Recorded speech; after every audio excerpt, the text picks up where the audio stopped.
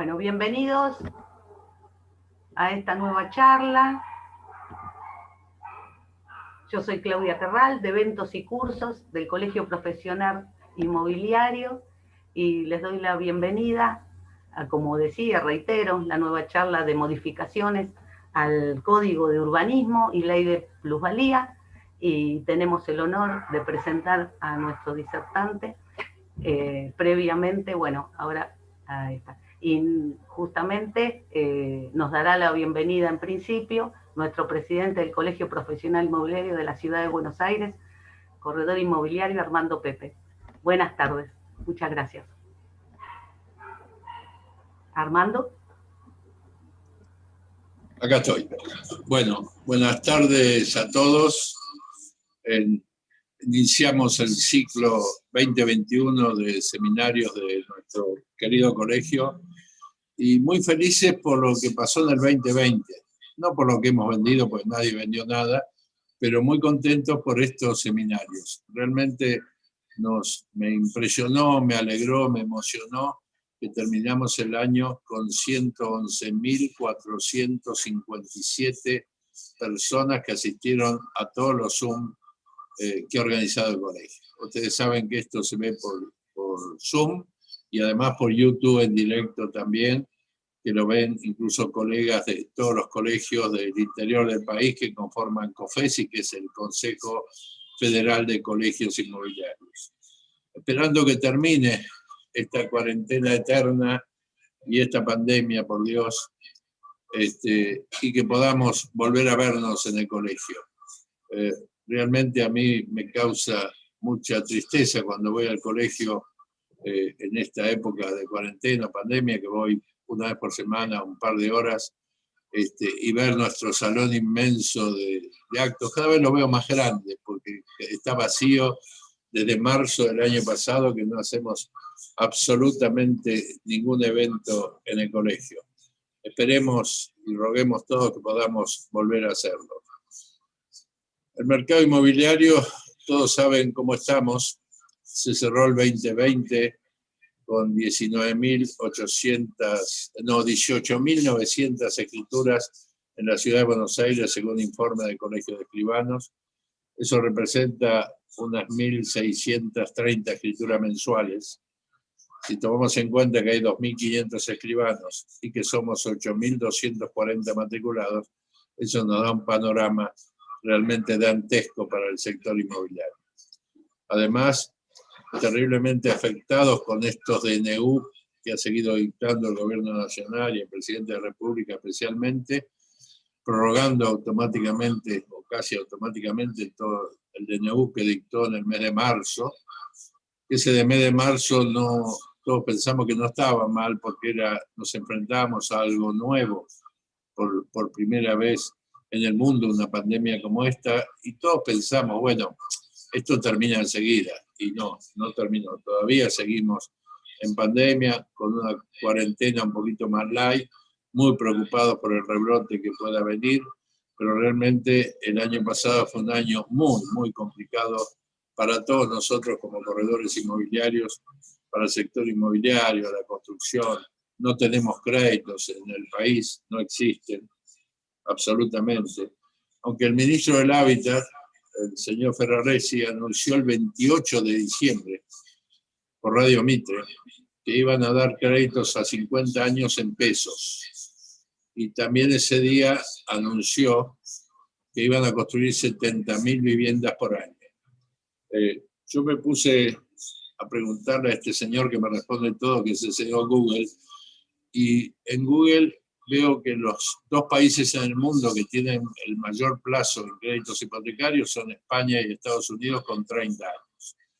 Y la única vez que en la Argentina se construyeron 90.000 viviendas en un año y medio fue en el plan quinquenal de Juan Domingo Perón en 1946.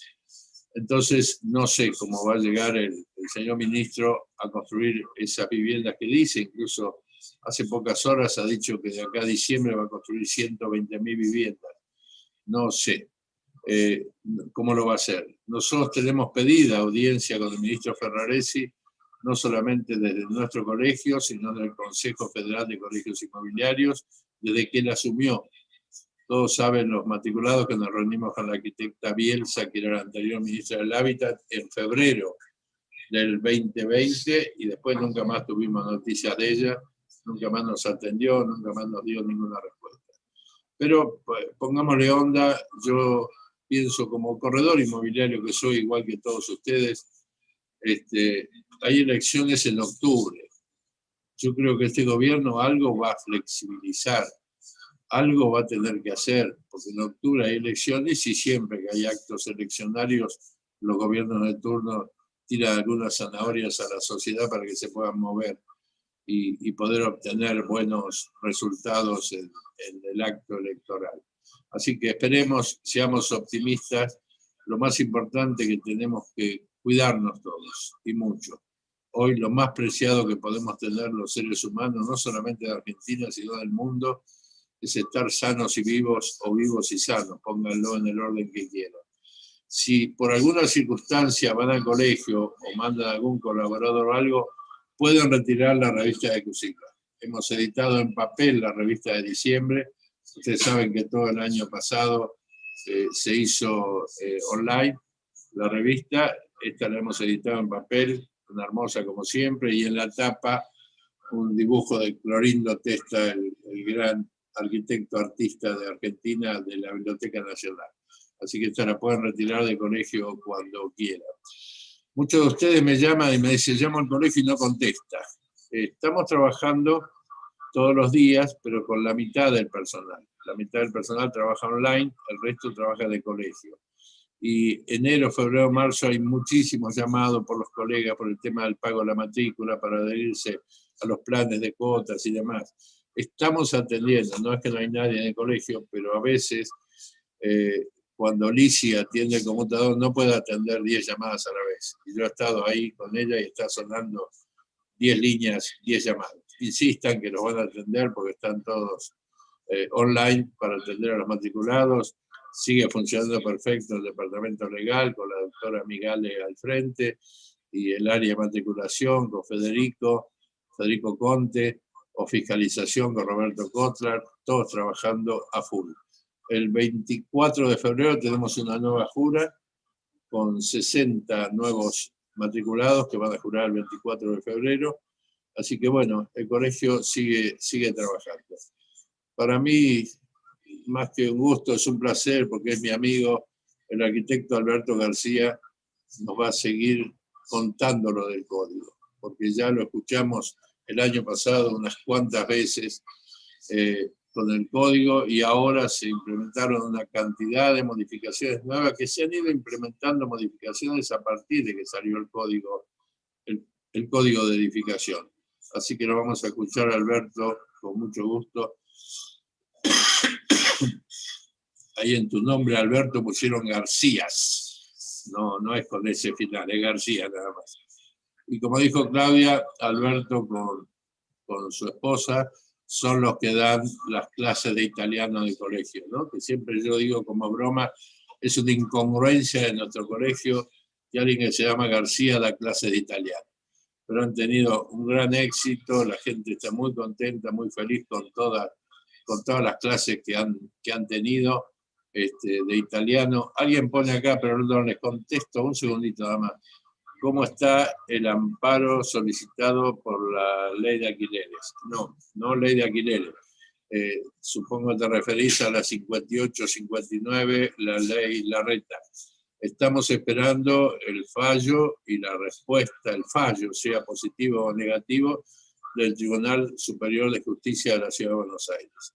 El Tribunal Superior de Justicia, como la Corte Suprema de Justicia de la Nación, no tiene tiempo para poder contestar. O sea, no hay un plazo que se vence y tiene que contestar sí o sí, como pasa en los tribunales comunes ordinarios.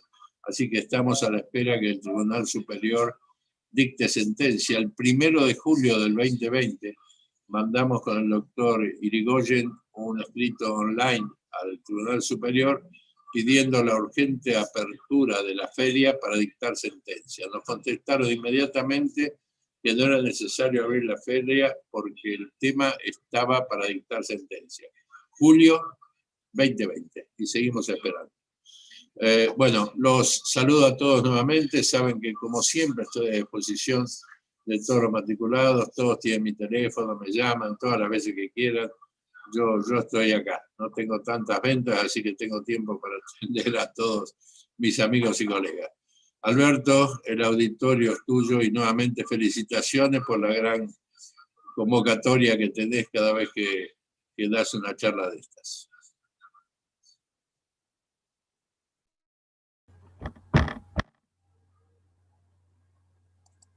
Bueno, todo tuyo, Alberto.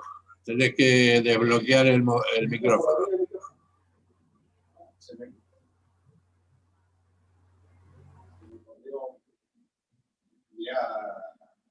Desbloquear el micrófono. Sí, sí. Ya.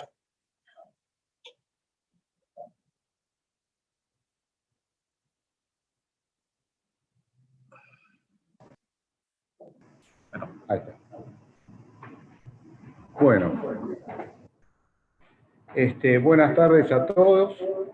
Soy Alberto García, arquitecto y corredor inmobiliario. He manejado el tema de corredor inmobiliario desde el año 82 y me he especializado en el área de terreno.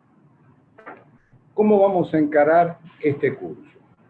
O este seminario, más que un curso. Bueno, indudablemente el tema es así. Como primer medida, me voy a olvidar que soy arquitecto. Esto es fundamental. ¿Por qué? Tengo que pensar como un corredor inmobiliario y pensar para qué necesitamos los corredores inmobiliarios, conocer este código de urbanismo y sus modificaciones y qué cosas debo conocer. Miren, el código tiene unas 1200 páginas, incluyendo sus mapas. Y las modificaciones son alrededor de 200 páginas. Indudablemente, ponerme a estudiar todo eso como corredor inmobiliario es un poco absurdo. ¿Por qué? Porque yo tengo que tomar lo que necesito. ¿Y qué es lo que necesito de ese código? Fundamentalmente, tener los elementos como para evaluar un terreno y en otros casos para ver algún uso sobre el terreno, que ya lo vamos a ver en particular. ¿Cómo lo vamos a plantear el tema en sí? Yo he dado ya como 10, 12 cursos de código urbanístico para mis colegas, en el colegio algunos y en los barrios otros, como una experiencia muy interesante el haber salido a los barrios. Pero el último que di fue en febrero del año pasado. Ahí empezó la pandemia, se acabó la cosa, y en ese lapso ingresaron muchos colegas nuevos. Entonces, lo que voy a hacer es lo siguiente. Yo voy a dar un pantallazo del código, muy rápido, para quienes no tienen noción, y voy a irme echando en la charla las modificaciones. Así que ustedes tomen en detalle cuando yo nombro una modificación para ir teniéndola en cuenta y anotándola si es necesario. Bueno, este nuevo código de urbanismo reemplazó al Código de Planeamiento Urbano. No afecta a toda la ciudad, afecta solamente un 50% de la ciudad, fundamentalmente los distritos R, que son residenciales, los distritos C, centro, E, equipamiento y industriales. Los demás distritos de la ciudad, que son las áreas especiales, los distritos U, APH, tuvieron alguna pequeña modificación o algún agregado, pero el código urbanístico se centra sobre estos distritos. Nosotros teníamos con el Código de Planeamiento Urbano 20 áreas de edificación. Ahora con el nuevo tenemos 6. Teníamos 27 alturas. Con el nuevo tenemos 6 alturas. Bueno, y ¿En qué medida esto nos benefició como corredores inmobiliarios? Rotundamente les digo que nos benefició. ¿Por qué razón? Si yo tomaba el Código de Planeamiento Urbano en la ciudad y veía la capacidad construible a futuro que tenía la ciudad, con el nuevo código lo supero en un 80 o 90%. Es decir, ese 80-90% que se incrementa de posibilidad constructiva es trabajo que nos va a permitir realizar ese incremento como corredores inmobiliarios. ¿Cómo está armado el código? El código, yo entro en el código y las distintas áreas de las que estoy nombrando están marcadas con colores. Es decir, yo veo un color, al lado hay un listado con colores donde me dice, de acuerdo al color que yo estoy mirando, a qué área corresponde. Y además, hay unas zonificaciones marcadas con líneas que son lo que se llaman áreas de mixtura. Esas zonas de mixtura son 4. 1, 2, 3 y 4. Y el tema es así. Si yo lo analizara por el lado de comercios, en el área de mixtura 1 tendría los comercios de uso diario. Y en el área de mixtura 4 tenía comercios ya de uso metropolitano y con el agregado de depósitos, por ejemplo. Otro detalle importante del Código de Planeamiento Urbano y el Código Urbanístico es que el de Planeamiento Urbano estaba armado con movimientos dentro de la ciudad rápido, por eso las autopistas. En vez, este código tiende, primero, a que se generen zonas donde cada persona pueda desarrollar toda su vida en esa pequeña zona sin tener que trasladarse en la ciudad. Eso es importante. Y la otra cosa importante de este nuevo código es que tiende a homologar las distintas áreas. Es decir, si yo tomo una manzana, que esas manzanas tengan la misma altura, unificarlas, ¿no? Bueno. Les dije que en el tema de las mixturas están marcadas con una línea creando zonas, creando un área. ¿Para qué las necesitamos? Si yo estoy hablando de un terreno, averiguo cuál es el área de edificación, que digamos la zona, el sistema de edificación que se me permite, y averiguo también cuál es la mixtura.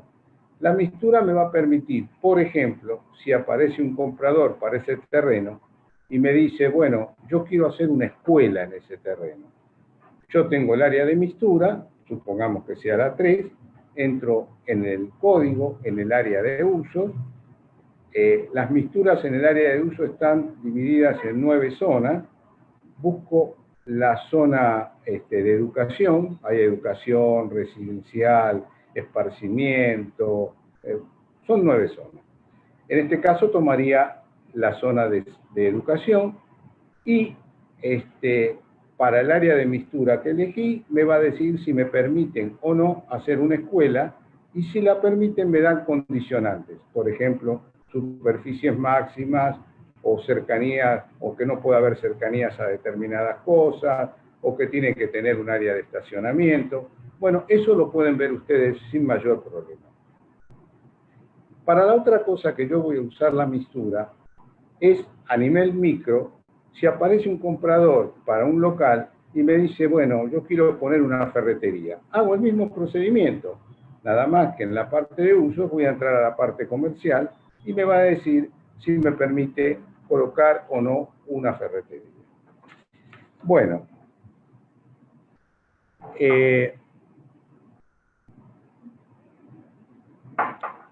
voy a dar 2 conceptos que son muy importantes porque los vamos a ir nombrando.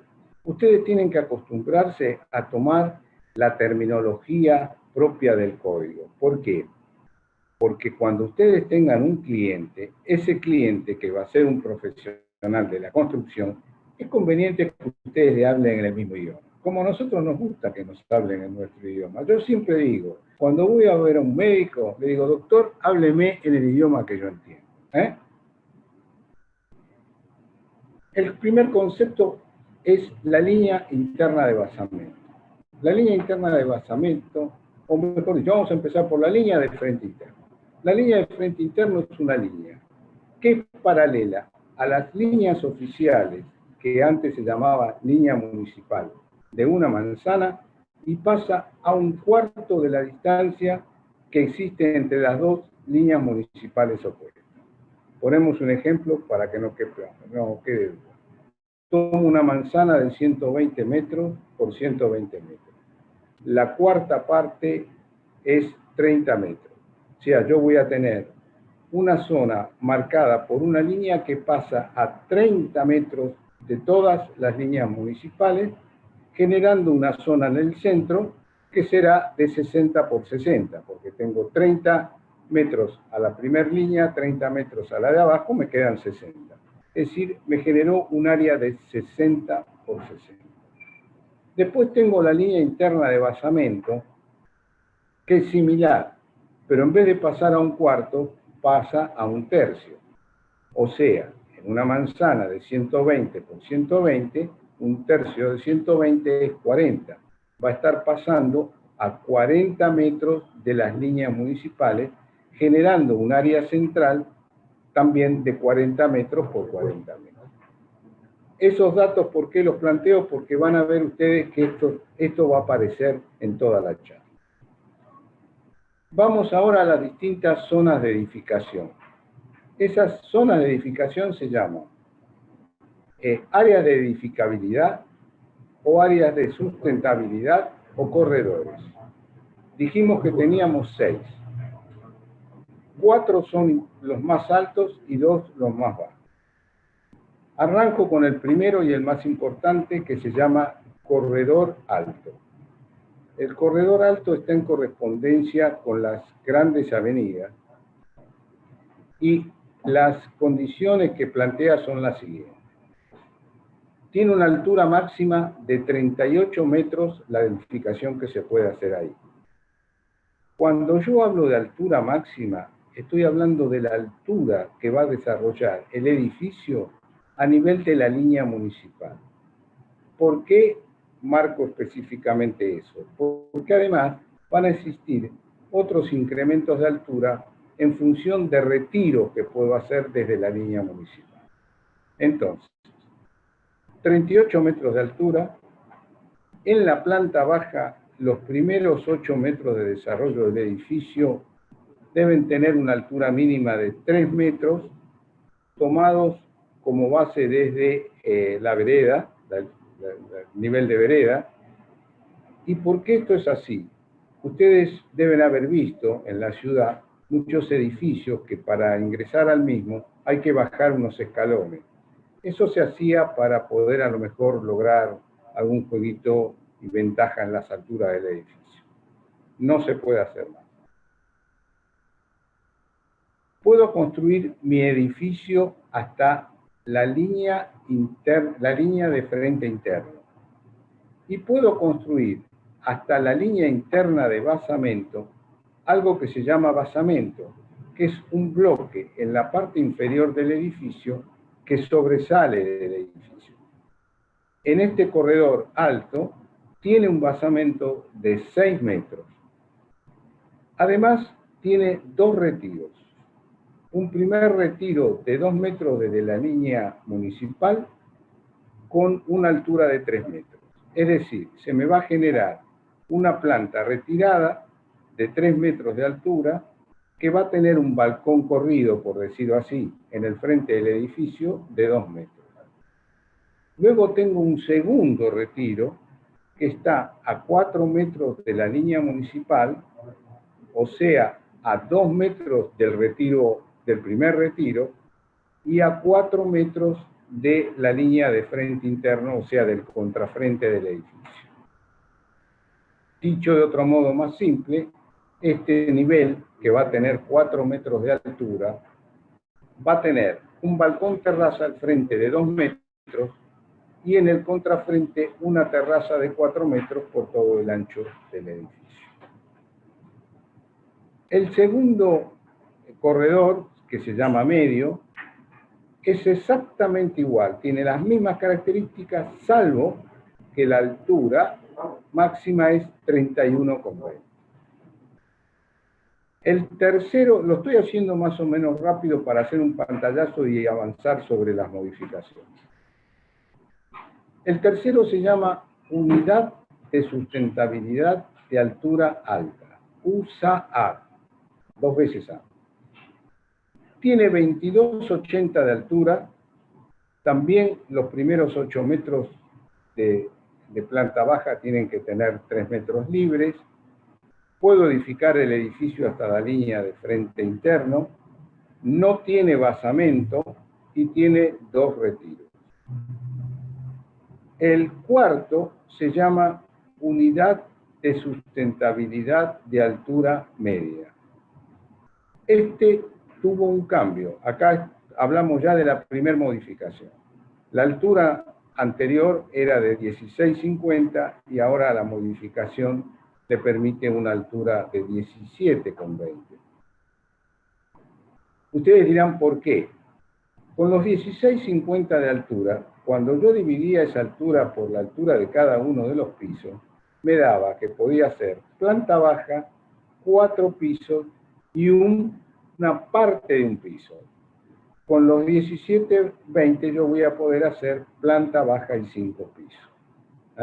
Acá ya tenemos una modificación. Ahora ustedes piensen desde el punto de vista del constructor, del desarrollador, que en todo este lapso que ya lleva el código presentar un plano, y a lo mejor lo están haciendo con las condiciones anteriores. Entonces, estos cambios lo que generan son superficies que se pierden y plata que se pierde, ¿no? Pero bueno, es así. Esta USAM tiene en la planta baja, en vez de 3 metros de altura libre, tiene que ser 2,60 en los primeros 8 metros. Tiene también 2 retiros. Vamos ahora a las unidades bajas de construcción. Se llaman Unidad de Sustentabilidad de Altura Baja. Tenemos 2. La primera, más importante, se llama Unidad de Sustentabilidad de Altura Baja 2. Esta tuvo una modificación. La altura máxima es de 11,60 y antes tenía 11,20. En realidad, esta zonificación nació con 10,50 de altura. Después la pasaron a 11,20 y ahora la tenemos en 11,60. Bueno, cabe la misma acotación que dije antes con estos cambios, ¿no? Indudablemente. Acá tiene una particularidad, que el edificio, en vez de poder llegar hasta la línea de frente interno, puede llegar hasta la línea interna de basamento. O sea que permite un mayor desarrollo en planta para este tipo de unidades. Tiene un solo retiro, no 2 retiros. O sea, igual que al primer retiro de los casos anteriores. O sea, retirado 2 metros del frente y 3 metros de altura. El último que nos está dando es el USAP 1, que tiene 9 metros de altura, los primeros 8 metros, 2,60 metros de altura libre. También puedo llegar hasta la línea interna de basamento en el desarrollo y no tiene retiro. Sí me permiten tener una planta superior a esos 9 metros con un techo inclinado, que otro cambio. En el código anterior era de 2 metros, ahora es de 2,50. Y solamente esa planta que estoy agregando puede ser destinada a servicios. No puedo colocar unidad. Resumiendo, yo tengo una altura máxima en todos los niveles y voy a tener una altura superior que me la está dando los 2 retiros. Esa altura superior que me da los 2 retiros se denomina plano límite. Yo insisto y trato de dar la terminología que probablemente ustedes puedan escuchar de un posible comprador. Se llama plano límite. Sobre ese plano límite no puede salir ninguna cosa más que antenas o conductos de ventilación, salvo la posibilidad de un sobrerecorrido de ascensor, que para los dos niveles bajos, acá hubo un cambio, era de 2 metros, ahora es de 2,50, y para los 4 zonificaciones altas es de 3,25 metros. Van tomando nota de los cambios que voy acotando, ¿no?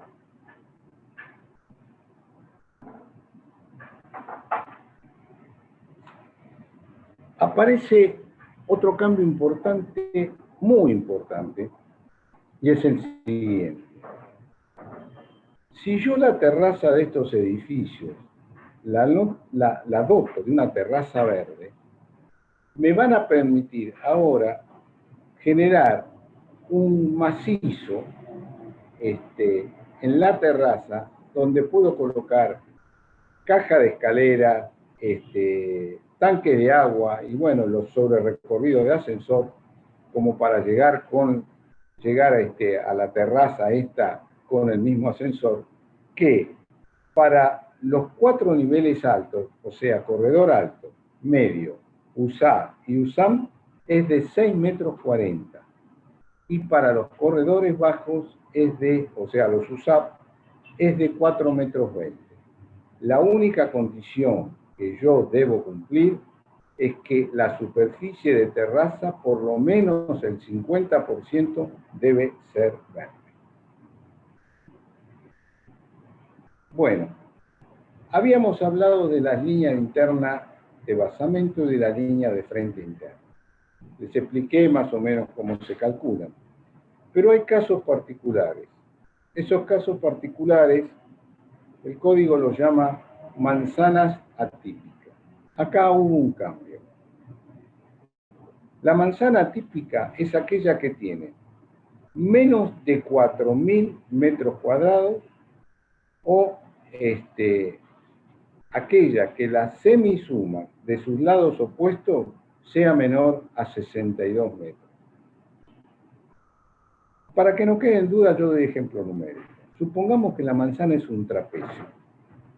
La base del trapecio es 70 metros. La parte superior del trapecio es 50 metros.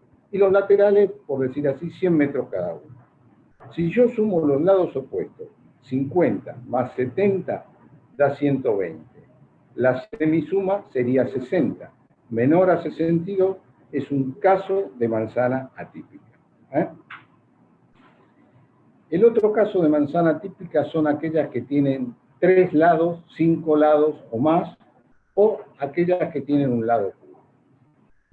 En el código vigente hasta este momento, hasta antes del cambio, ojo, el cambio empezó a regir el 4 de febrero, antes del 4 de febrero, las manzanas atípicas de menos de 4.000 y las de cuyos lados opuestos tenían menos de 62 metros, no tenían línea interna de basamento ni línea de frente interna. Ahora las van a calcular, o sea, es el gobierno de la ciudad quien va a determinar para esas manzanas cuál es la línea de frente interno y cuál es la línea interna de basamento. Esto es un problemita en este momento. ¿Por qué? Si yo tengo que analizar un terreno en una manzana atípica, como lo están estudiando, no hay forma de tener documentación, con lo cual no lo puedo analizar. En el caso anterior, ya había manzanas que tenían definida la línea de frente interno y la línea interna de basamento, con lo cual podía hacer el estudio. Hoy tengo que hacer el pedido. ¿Y qué ocurre cuando hago el pedido? Pueden pasar dos cosas.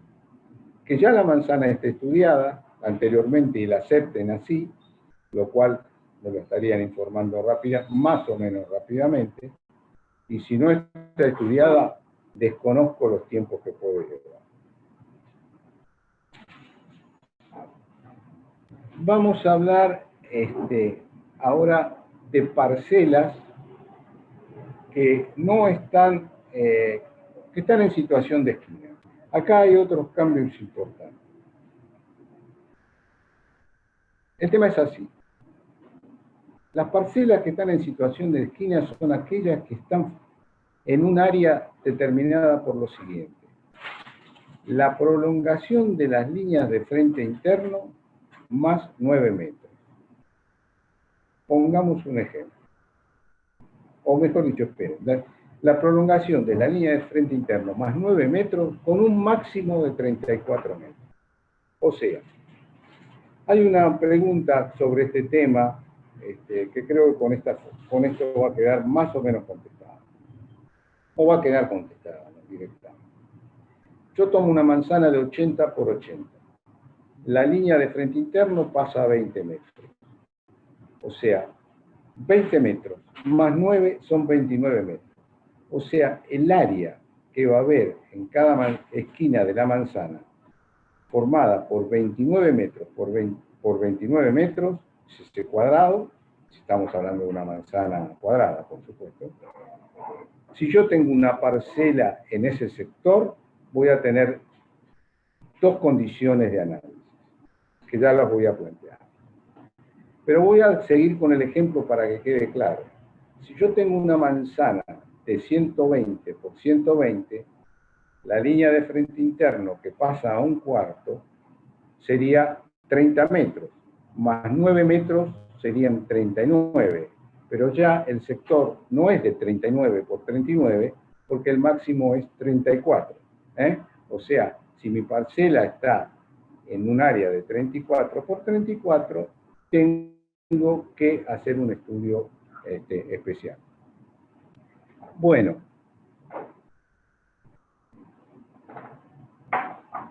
¿cuáles son las modificaciones? Si las parcelas que lindan con mi parcela tienen construcciones que ya están,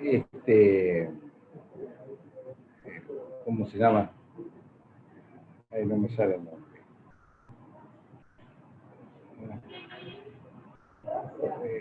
Digamos, si tienen construcciones, pero vamos a decir, si no recuerdo exactamente el nombre, ya me va a aparecer. Si tienen construcciones que tienen una altura del 75% de la altura permitida en la zona, no hay cambios. Se analizan como lo tenía en el Código Urbanístico anterior, vigente hasta el 4 de febrero. Es decir, pongo un ejemplo. La altura de la zona es 20 metros, tengo un edificio de 16 metros de altura, consolidado, ahí me salió, consolidado. Se llaman edificios consolidados. Si yo tengo un edificio de 16 metros de altura, la altura de la zona es 20 metros, el 75% de 20 metros es 15. 16 es más de 15, el edificio está consolidado. Si el edificio tuviera 14 metros, no es consolidado. Si estoy ante el caso de que mis parcelas son lindantes con edificios no consolidados, o, gran cambio, volvemos al tema de las troneras. Fíjense ustedes, las troneras eran, como ya las deben haber conocido, del Código de Planeamiento Urbano. Fíjense ustedes los cambios. El Código de Planeamiento Urbano nació sin troneras. Al poco tiempo aparecieron las troneras. Después, el Código Urbanístico saca las troneras. Ahora el Código Urbanístico vuelve a poner las troneras. Señores, esto es metros cuadrados de diferencia, esto es plata de diferencia. Indudablemente este tipo de ida y vuelta afecta mucho. Bueno, el tema de las troneras lo saben muy bien cómo es el área marcada por la línea de frente interno, en sus ángulos tiene un ensanchamiento. Eso directamente en el código, ustedes van a ver el dibujo, explicar un dibujo por internet es un poquito más complicado. Vamos a ver parcelas que no están alcanzadas por la línea de frente interno. Si yo tengo parcelas que la línea de frente interno no corta el terreno y tengo que iluminar y ventilar mi proyecto, tengo que dejar un área libre. Esa área libre es, en los corredores altos y medios, 8 metros libres. En los USAP y USAM de 6 metros. ¿Eh?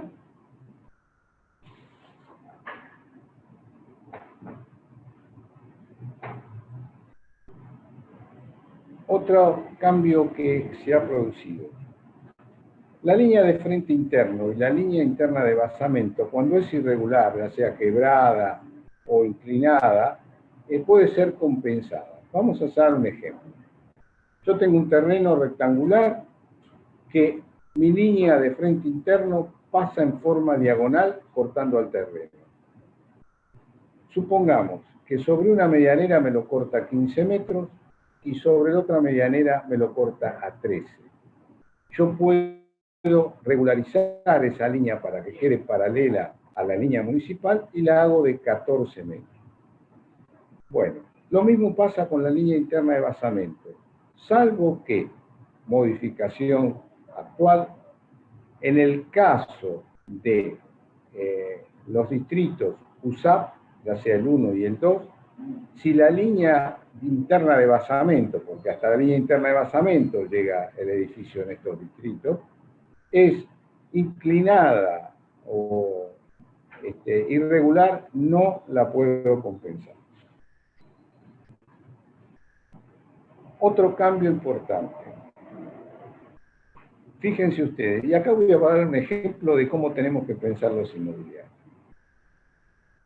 En el código vigente hasta el 4 de febrero, si yo hacía un proyecto de un edificio y necesitaba colocar un patio, ese patio tenía que coincidir, por lo menos sobre la línea divisoria de parcela, en una longitud de al menos 50% con el patio de uno de los dos parcelas linderas. Acá un colega, hace tiempo, me preguntó que analizando un terreno, eso no sabía cómo manejarlo. Acá viene la respuesta. Hay que pensar como inmobiliario. Como inmobiliario, yo lo único que tengo que tener en cuenta es que necesito un patio. Ese patio, que tiene una superficie de 26 metros cuadrados, lo resto a la planta. ¿Cómo coloco el patio? ¿Dónde coloco el patio? No es mi problema. Es un problema del proyectista. Entonces, no nos enrosquemos metiéndonos en temas que no son afines al nuestro. ¿Estamos? Y bueno, ¿cuál es el cambio que se produce sobre esto? Yo digo tal cual expresa la modificación. La modificación dice que un patio lindero puede enfrentar a un área descubierta. Puede enfrentar a un patio, a un área descubierta. Puede significa que si quiero lo hago y si no quiero no lo hago. Así se interpreta. Ahora, hay que ver lo que interpreta el funcionario. Pero si yo recurro a enrace en mi proyecto, o sea, a completamiento de tejido, que así lo nombra el código, yo sí o sí tengo que hacerlo coincidir con el patio lindero. Este es uno de los cambios que se agregan. Fíjense, yo estoy seleccionando, yo estoy seleccionando los cambios que nos afectan directamente a nosotros. En 200 páginas hay muchos cambios. Tendría que estar comparando cada cosa de la modificación con el código que quedó modificado el 4 de febrero. Fundamentalmente muchos cambios están en el tema de uso. Pero ¿cuál es el sentido de nombrar un cambio si hoy, cuando tengo que ver un uso, veo lo que me dice el código, la modificación nueva y punto? No tengo que andar comparando una cosa con la otra. Bueno, vamos a entrar al tema de edificios de perímetro libre. Hay una pregunta que hizo una colega sobre el tema de torres, que después ya lo voy a contestar. Pero a veces la gente confunde lo siguiente. Si yo tengo un edificio de perímetro libre, es decir, todo su perímetro está libre, y lo miro, se lo ve como una torre. Sobre todo si estamos en un área de corredor alto que tiene 38 metros de altura. Pero ese no es el concepto de torre. El concepto de torre es un edificio de mucho más altura que está sobrepasando los 38 metros, que es lo máximo que está permitiendo el código actual en el área de la ciudad, más los retiros, por supuesto. ¿Cuál es el gran cambio? En las parcelas USAP 1 y USAP 2, yo puedo hacer un edificio de perímetro libre en una parcela que sea única manzana, o sea, que la manzana sea la parcela. O en que mi terreno esté ubicado entre dos terrenos, entre dos parcelas que tengan edificios de perímetro libre o el espacio urbano de perímetro semilibre. Esto es para el caso USAP 1 y USAP 2. En el código vigente anteriormente incluía el corredor USAM, o sea, la unidad de sustentabilidad de altura media. Cambio que se produce salió de acá y se suma el USAM a USAP, corredor medio y corredor alto. Tomaron nota de este cambio, ¿no? Ahora, cuando hable de estos corredores altos, también hay algún cambio. Se pueden realizar los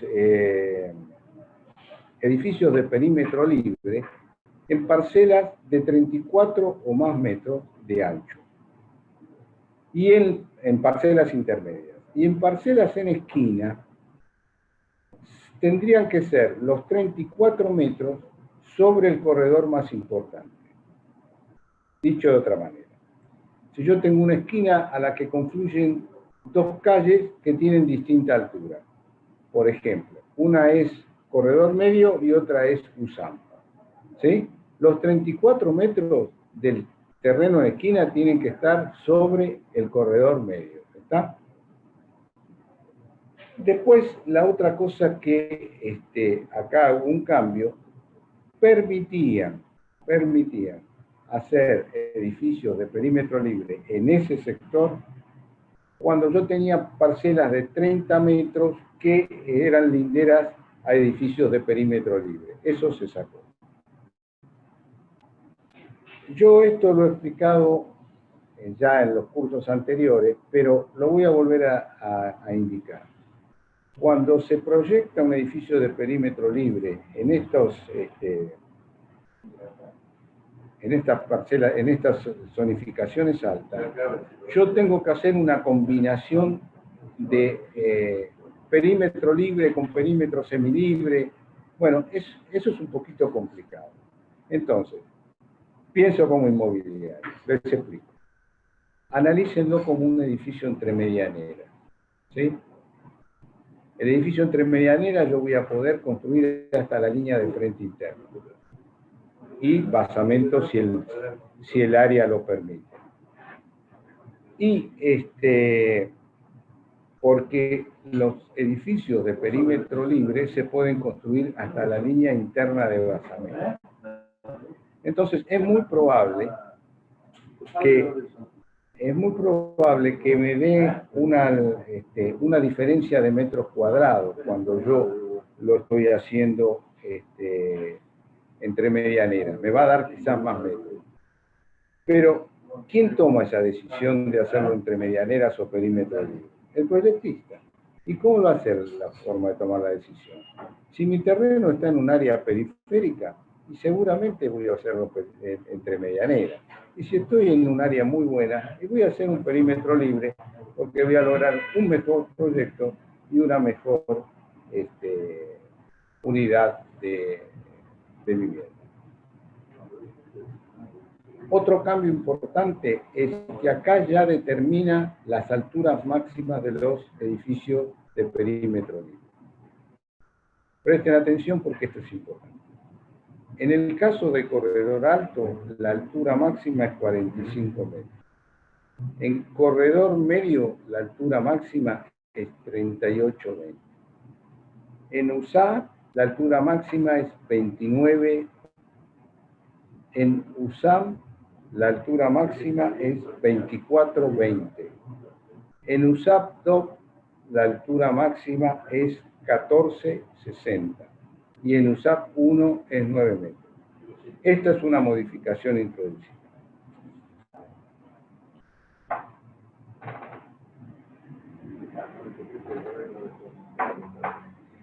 En el caso de edificios de perímetro semilibre,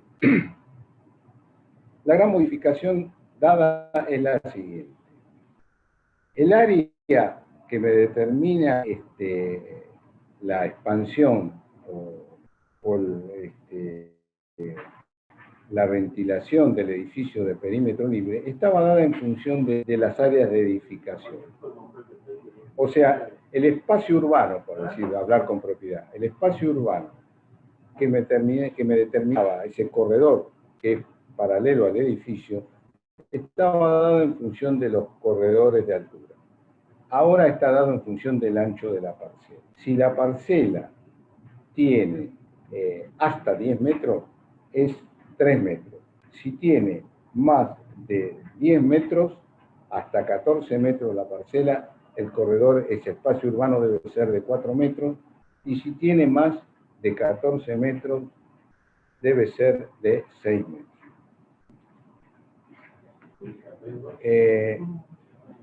También los edificios de perímetro libre se pueden construir hasta la línea interna de basamento.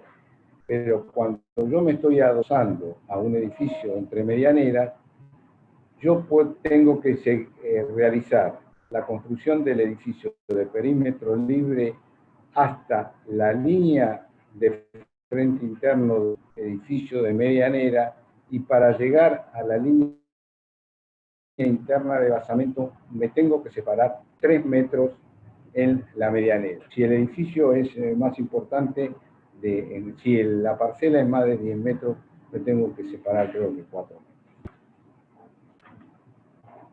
Bueno, pasamos al tema de tejido. Completamiento de tejido, lo que nosotros llamamos comúnmente en RAS.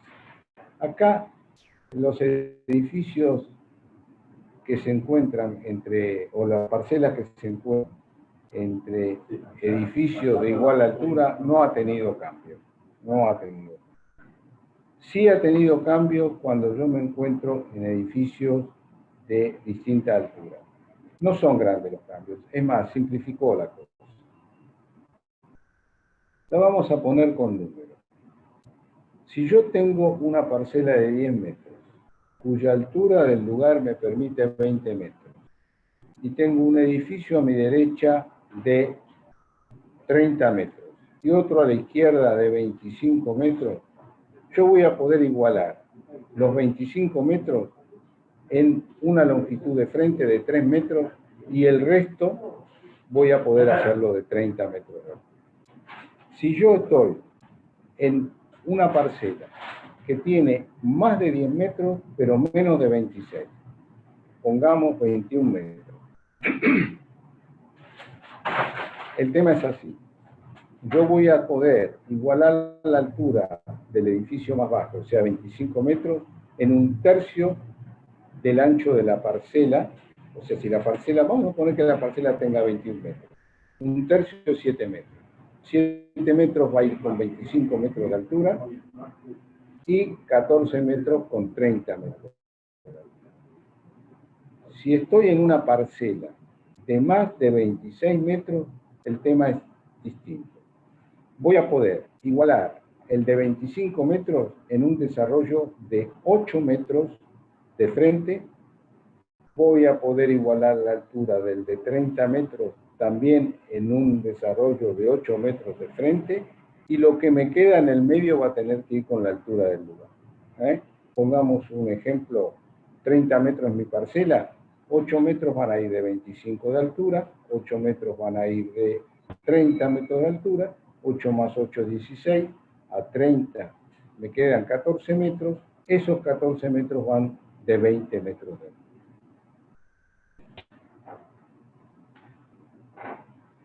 Este es otro cambio importante que introduce esta modificación.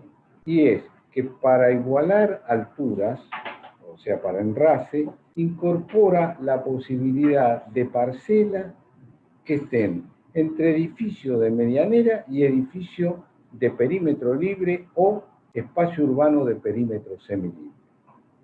¿Cuál es la gran modificación? En ese caso, yo tengo que hacer, para igualar la altura que tengo en el edificio entre medianera, tengo que hacer un edificio de perímetro semilibre adosado al edificio entre medianera, y el espacio urbano va a tener un ancho de 3 metros para terrenos de hasta 10 metros y 4 metros para terrenos de más de 10 metros, de 10 a 14. Y en parcelas de más de 14 metros, ese ancho es 6 metros. Yo creo que los estoy volviendo un poco loco con los números, pero trato de ser lo más conciso posible. Los números manejan el mundo y hay que decir. Bueno, acá hay un dato muy importante que tiene que ver con la regulación de los subsuelos. El subsuelo yo lo puedo construir hasta la línea interna de basamento, pero si para cumplir con un requerimiento de estacionamiento que me impone el código en sí, me dan permiso para construir quizás hasta toda la superficie de la parcela, o sea, más allá de la línea interna de basamento. Pero para hacer esto tengo que cumplir con tener una superficie sobre el subsuelo de terreno, de terraza verde, asegurar el escurrimiento de agua y asegurar la ralentización del agua. ¿Cómo lo hago? Dotando al edificio de un depósito de ralentización de agua. Otra cosa que está incorporando como cambio importante es que en sectores donde no hay riesgo hídrico, que no hay posibilidad de inundación, permiten bajar el nivel de la planta baja. Lo que no está claro, si tengo que seguir cumpliendo con el tema de los 8 metros de frente. Aparentemente es así, puedo estar bajándolo después de los 8 metros. Bueno, y con esto estamos con los cambios que tienen que ver con el código urbanístico. Vamos a entrar al tema de plusvalía.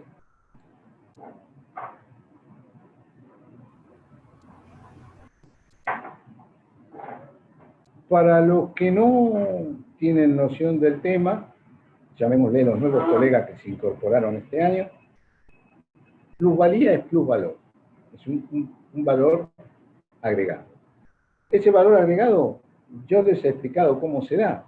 Dijimos que el nuevo código está permitiendo un 80 o un 90% más de superficie.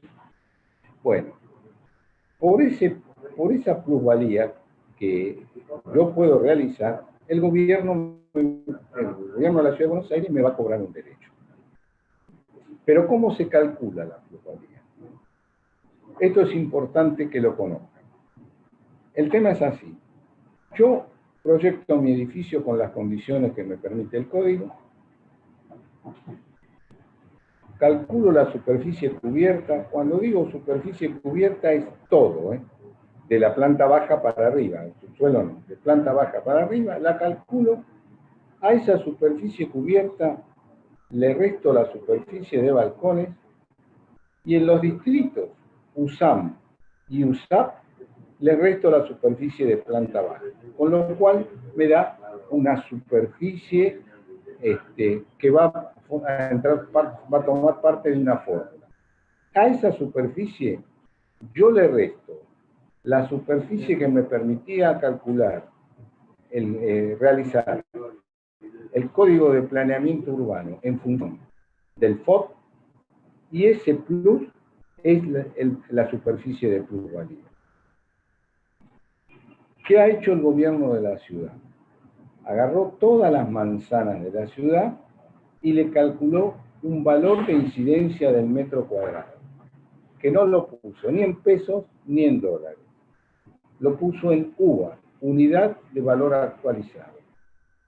Ese UVA, el Banco Central lo informa diariamente.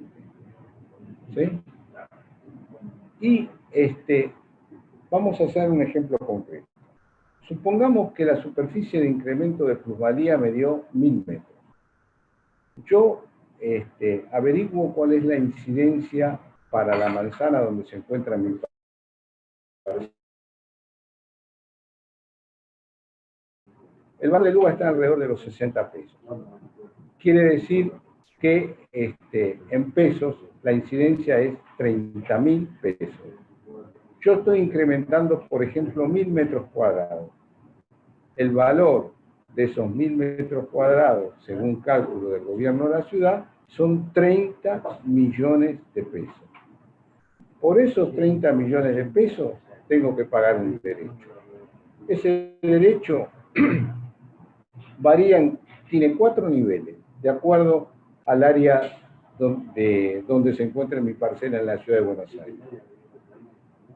Las mejores áreas tienen un 35%, baja un área de menor valor 27%, luego 18% y el área más perimetral un 10%. Entonces, supongamos, si los 30 millones de pesos, que es lo que vale los 1000 metros cuadrados según el gobierno de la ciudad, y está en una zona muy buena, yo pago el 35% de 30 millones de pesos, es 10 millones y medio de pesos de plusvalía. Si me encuentro en un área periférica, pago el 10%, o sea, de 30 millones de pesos, pago 3 millones de pesos. Ese es el concepto del tema de plusvalía. ¿Cuáles son los cambios que se han producido en el tema de plusvalía? ¿Quién paga la plusvalía? La plusvalía la paga el desarrollador, porque la tiene que pagar en el momento que presenta los planos. Estas eran cifras muy importantes, ¿eh? Estábamos hablando de a veces $300.000, cifras importantes, según el tipo de terreno del que estemos hablando. Entonces, para incentivar el tema de construcción y de adaptación que está viviendo nuestro país, acá aparece el cambio en la forma de pago de la plusvalía, que es un 20% lo tengo que pagar en el momento de presentar la documentación. Y el 80% lo tengo que pagar en función del tipo de obra de que esté hablando. Si yo estoy hablando de una microobra que es hasta 30 metros cuadrados, puede tener plusvalía. Los 80% restantes los pago cuando termino la obra. Si estoy hablando de una microobra que es hasta 500 metros cuadrados, yo tengo que pagar el 20% en la presentación del plano, 40% cuando tengo desarrollada la planta baja y 40% al finalizar la obra. Si estoy hablando de una obra media, que es hasta 2.500 metros cuadrados, o de una obra mayor, que es de más de 2.500 cuadrados, ese 80% lo tengo que pagar de la siguiente manera. 40% cuando tengo constituida la planta baja y 40% cuando terminé la última luz. Y la otra modificación del tema de plusvalía, que ya existía, pero la gente no la toma en cuenta, y es que los valores de UVA se modifican todos los años de acuerdo a la ley tarifaria del gobierno de la ciudad. Bueno, y con esto creo que quedamos con el tema más o menos terminado. Así que, si quieren, pasamos al área de las preguntas, Claudia. O ya, no, vamos. Sí, Alberto, cómo no. Estamos. Bueno. ¿Sabés lo que podemos hacer? Empiezo con las preguntas que ya teníamos, que yo recibí del tema de la inscripción. ¿Te parece bien? Y después seguimos con la de las que están haciendo. Quería agregarte, perdón Alberto que te interrumpa, pero hay algunos colegas que bueno, han dejado su inquietud, que querían un poco ver en gráficos algunos temas, ¿sí? que realmente les parece. Tengo, no sé, de tu otra charla, si querés te puedo pasar alguna. No. El gráfico lo tienen que ver en la ley de modificaciones. Ahí tienen los gráficos. Directamente van a la ley de la modificación, que es la ley 6323, y ahí tienen los gráficos para las distintas cosas que yo he explicado. Bueno. Claro, quedó claro. Contesto alguna de las preguntas. Una pregunta es ¿qué pasa con los pasajes A26? No pasa absolutamente nada. Ahí no hay cambio. Acá otra pregunta es, ¿autorizarán torres en lotes aptos para eso en Cava? Las torres en Cava solamente pueden, acuérdense lo que yo expliqué, la diferencia entre torre y edificio de perímetro libre, no lo llamemos torre.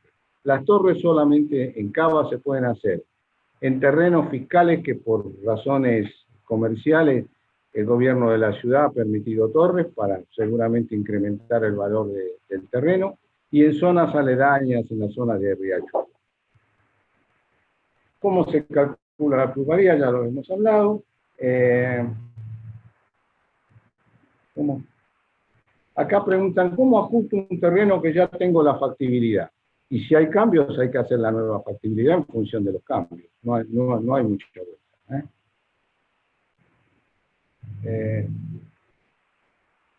El tema de áreas, de cómo enfrentar áreas descubiertas, ya también lo contesté. En parcela, esta es importante, ¿en parcela con profundidad menor a 16 metros puedo ocupar todo el terreno? Sí, puedo ocupar todo el terreno. Pero si necesito iluminar y ventilar, tengo que dejar la superficie que ya habíamos hablado en los casos de que si estamos hablando de línea de frente interno, que ya las nombré, y si estamos hablando de línea interna de basamento, lo que me determina cuando la línea interna de basamento no corta el terreno. Bueno, ¿cómo hacer un cálculo aproximado de metros vendibles? Y no, así un cálculo, no existe el cálculo aproximado, hay que hacer el estudio completo, no hay un cálculo aproximado. Bueno, y las demás preguntas yo creo que las contesté durante la charla. Ahora, si hay alguna pregunta... Alberto, te hago una pregunta. El ¿Por tema de cuánto? los subsuelos. ¿Cuántos subsuelos se pueden construir en un edificio? Yo puedo construir... Espera, Alberto.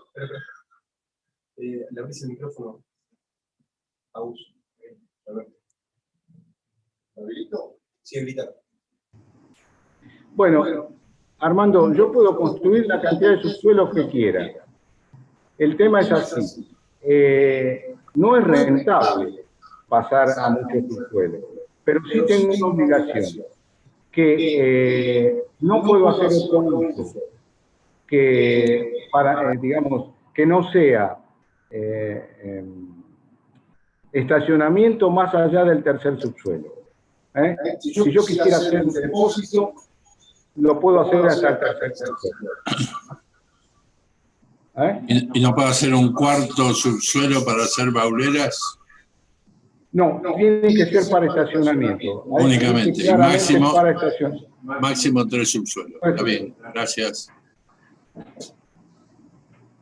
Sigue Claudia con el tema de las preguntas de... Hay un eco igual en el sonido. Perdón, a ver. Te escucho, Alberto. Sí. No, está sin voz, Claudia. Estoy... Hola. ¿Me escuchan bien? Me tengo que... Ahora sí, Claudia. Bueno, perfecto, disculpen. Bueno, sí, son de... A ver, vamos a ver si hay alguna que está... Bueno, hablando... Una sencillita, a ver, ¿dónde se pueden encontrar los valores de plusvalía? ¿En algún sitio web? A ver, te aclaro, ¿dónde se pueden encontrar los valores de plusvalía? ¿En algún sitio web? Bueno, los valores de plusvalía. Nosotros teníamos hasta hace poco el plano abierto. El plano abierto daba, a veces daba, no siempre los valores de plusvalía, porque, bueno, había algunos casos particulares que costaba un poquito más. Ahora ese plano abierto desapareció y apareció el Ciudad 3D. Ahí complica un poquito el conseguir el tema de la plusvalía, pero si no, habría que ir a la ley tarifaria que se publica todos los años, donde, entre otras cosas, dan los valores de plusvalía. Correcto. Ojo, valores de plusvalía no, los valores de incidencia de terreno. El valor de plusvalía es motivo de un cálculo, es motivo de arrancar con la incidencia más el porcentaje de derecho que tengo que pagar y la superficie que estoy incrementando. O sea, no hay un valor de plusvalía general. Cada caso es un valor de plusvalía. Hace un tiempito, Javier hizo una consulta, hace un tiempito, pero bueno, unos minutos largos, con el tema de las troneras, ¿cuándo deben ejecutarse? Lo expliqué en la charla.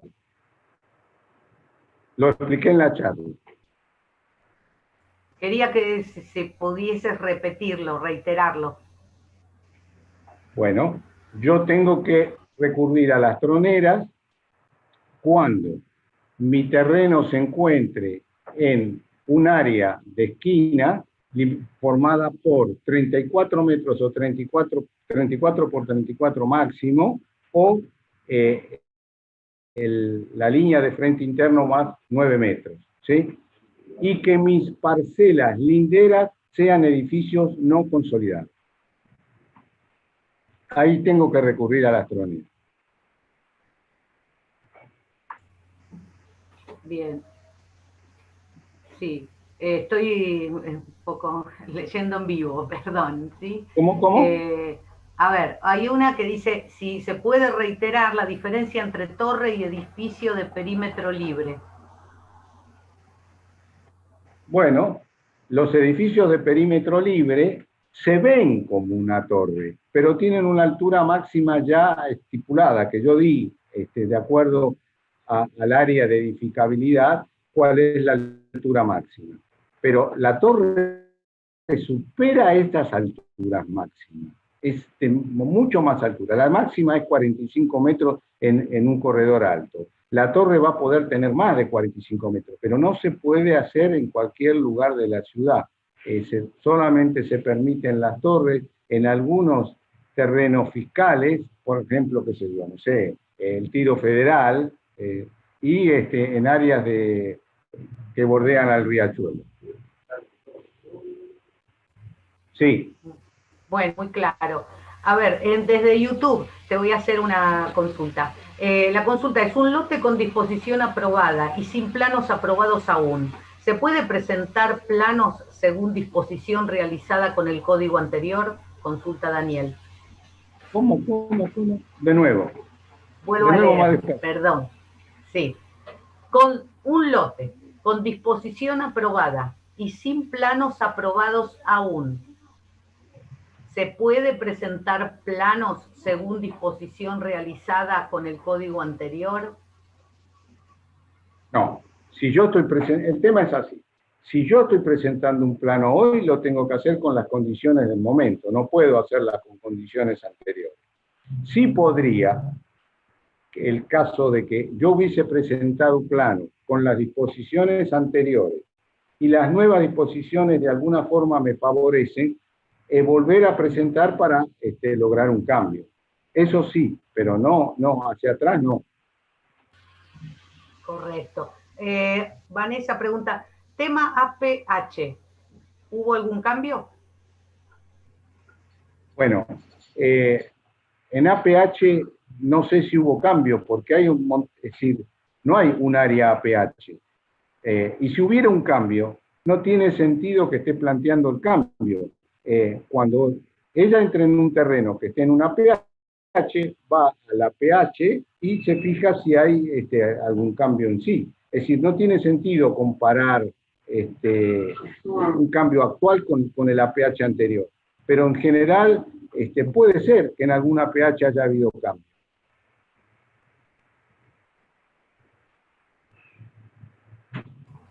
Perdón la demora, arquitecto, estoy viendo en las dos aplicaciones. Bueno, gráficos, bueno, eso están solicitando varios. Los cambios afectan, Felicitas dice, los cambios afectan si ya se presentaron los planos pero no empezó la obra. Si yo presenté planos y los planos me lo aprobaron con la disposición anterior, no es retroactivo, es como las leyes. Yo no puedo hacer una ley que sea retroactiva. Bien, Lidia pregunta, ¿el valor UVA depende de la ley tarifaria? El valor UVA sí depende de la ley tarifaria. Es más, es una incoherencia, pienso yo, que se esté dando valores en UVA que se actualizan diariamente y que además la ley tarifaria vuelva a actualizar los UVA. Bien, otra del Zoom. Marcela dice, lotes en esquina, ¿hubo cambios? Expliqué particularmente lo que pasaba en lotes en esquina. Bueno, Alberto, creo que están satisfechas la gran mayoría de las preguntas. Yo te agradezco mucho por haber sido el iniciador de estos seminarios 2021 y seguramente daremos algún otro más durante el año. Alberto, te agradezco mucho nuevamente, te felicito por la charla, saludo a todos los participantes y damos por terminado este primer Zoom del 2021. Vamos a tener antes de fin de mes otro Zoom con nuestro colega y amigo Alberto Loyarte sobre alquileres, alquiler paso a paso, creo que es el término de las charlas que da Alberto Loyarte. Así que gracias a todos, gracias Alberto, Claudia, Daniel Gómez como siempre, el operador indiscutido de nuestro colegio, y nuevamente los saludo a todos, que tengan un buen descanso y con ganas de volver a abrazarlos. En algún momento lo haremos. Saludos a todos. Bueno, yo también saludos a todos. Indudablemente el tema de volver a las clases presenciales las extraño muchísimo. Esto no es lo que más me gusta, pero bueno, es lo que tenemos y no nos podemos quejar. Bueno, saludos a todos y bueno, que tengan un buen día. Muchísimas gracias, presidente, muchísimas gracias, arquitecto, y gracias a todos por participar. Hasta el próximo encuentro. Gracias.